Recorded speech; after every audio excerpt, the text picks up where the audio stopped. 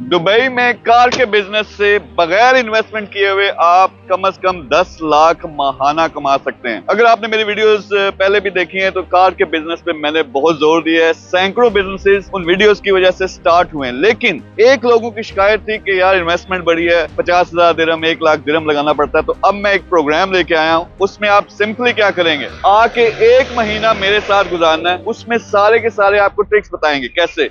ये कार है जो फर्ज करें मैंने खरीदी थी या मेरी कंपनी ने खरीदी थी, वो आगे हमने बेचनी थी, मुझे पसंद आ गई, मैंने खुद रख ली। अब लगभग 1 मिलियन दिरहम की है।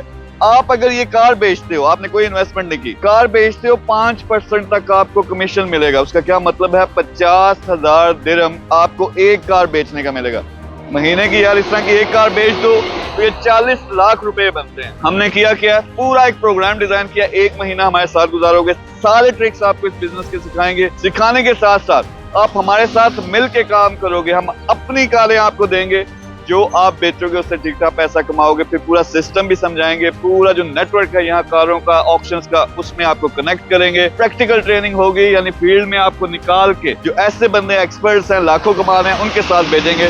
तो आप अगर हमारे साथ मिलकर ये कार का बिजनेस करना चाहते हो तो नीचे नंबर है, उस पर रब्ता करें, वो सारी डिटेल्स भी आपसे शेयर करेंगे। मुझे 100 बंदे पहले चाहिए जो ये काम कर सकें, और अल्लाह करे वो लाखों दिरहम्स में कमाई करें। Thank you very much.